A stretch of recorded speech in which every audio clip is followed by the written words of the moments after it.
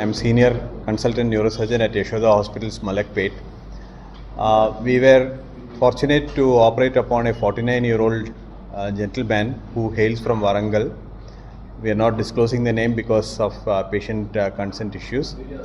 This patient presented to us with sudden onset severe headache. So many of us experience severe headaches in our lives, but some of these are not taken seriously. The most dangerous cause of such sudden severe headache is a balloon-like outpouching arising from the blood vessel of the brain, and that is called an aneurysm. So if the aneurysm ruptures, it can cause severe headache, a headache that the patient has never experienced in his life.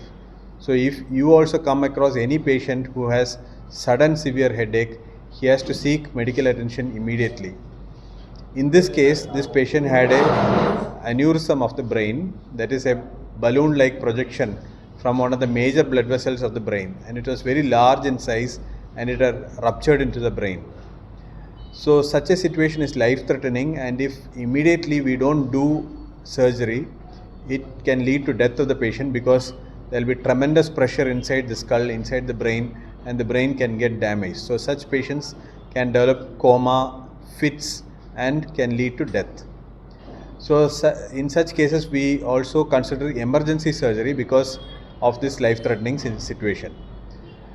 So what we did was, we took up the patient for emergency surgery, did a craniotomy, that is an opening of the skull, and reached the point where the aneurysm had bled, and put a small titanium clip at the neck of the aneurysm so that further bleeding does not occur. So this is a very high-risk surgery, and it is done under microscopic guidance because we need a high zoom situation to operate on this patient safely. The patient was successfully managed, the clip was applied, and the leak of the blood was stopped immediately, and the patient had a very smooth post-operative period. In 5 days' time he was discharged, and he is coming for follow-up to our hospital, and he is doing well. For this, Dr. Vamsi, my associate consultant, will talk to you in Telugu for better understanding. ఏంటి అని అంటే headaches అనేవి మనం రెగ్యులర్గా చూస్తుంటాం. చాలామందికి చాలా రకాల హెడేక్స్ వస్తుంటాయి, కానీ పర్టికులర్ హెడేక్ సడన్గా రావడం, చాలా హై ఇంటెన్సిటీ హెడేక్తో రావడం, వాళ్ళ హోల్ లైఫ్లో అట్లాంటి హెడేక్ ఎక్స్పీరియన్స్ చేయరు పేషెంట్స్ యూజువల్గా. That is called dangerous headache. అట్లాంటి హెడేక్స్ వచ్చిన పేషెంట్స్కి యూజువల్గా తలలో రక్తం గారడం, మెయిన్లీ రక్తనాళం ఏదైతే ఉందో అది బలూన్లాగా ఒబ్బిపోయి పగిలిపోవడం వల్ల యూజువల్గా అవుతుంది. మనము ఇది మన వరల్డ్లోనే 2% ఆఫ్ ద పాపులేషన్కి ఇట్లాంటి అన్యూరిజమ్స్ ఉంటాయి. చాలామందికి అవి రప్చర్ కావు, వాళ్ళ లైఫ్ స్పాన్ అంతా కూడా అవి అలానే ఉంటాయి. కొంతమందికి మెయిన్లీ బీపీ రావడం కానీ, స్మోకింగ్ హిస్టరీ ఉన్న వాళ్ళకి కానీ, మిగతా జెనెటిక్ ప్రాబ్లమ్స్ ఉన్న వాళ్ళకి ఇది పగిలిపోయే అవకాశం చాలా ఎక్కువ ఉంటుంది. అయితే ఇక్కడ మనం గమనించాల్సింది ఏంటంటే 80% ఆఫ్ ద పేషెంట్స్ ఎవరికైతే ఆ రక్తనాళం పగిలిపోతుందో వాళ్ళు వెంటనే చనిపోవడం జరుగుతుంది. కాకపోతే ఇది ముందు వార్నింగ్ హెడేక్స్ లాగా కూడా చిన్న చిన్న హెడేక్స్ సైన్స్ ఇస్తూ ఉంటుంది. సో అప్పుడు నెగ్లెక్ట్ చేయకూడదు అసలు.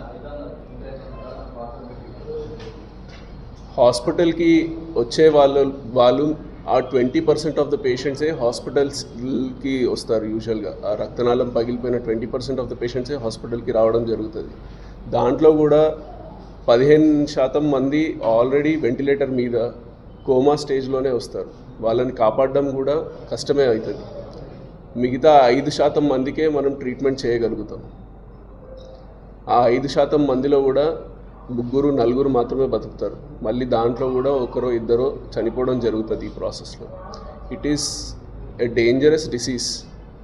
అందుకే మనం ఈ ప్రెస్ మీట్ ముఖ్యాంశం అది ఏంటి అని అంటే, మనం చాలాసార్లు ఊర్లలో కూడా చూస్తుంటాం ఎలా చనిపోయారు అని అంటే తలనొప్పి వచ్చి చనిపోయారు అంతే.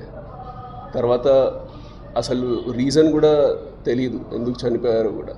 ఇట్లాంటి ఎక్స్పీరియన్సెస్ నాకు కూడా చాలా అయ్యాయి.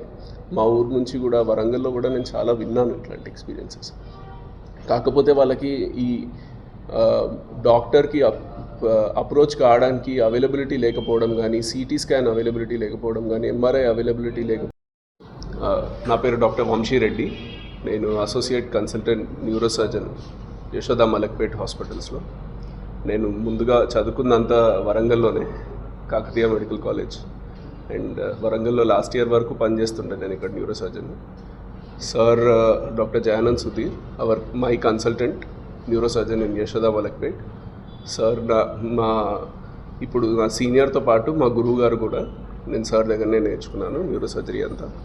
సో ఈ పేషెంట్ విషయానికి వస్తే ఐడెంటిటీ మనం రివీల్ చేయలేము, ఎందుకంటే పేషెంట్ కన్సెంట్ లేదు.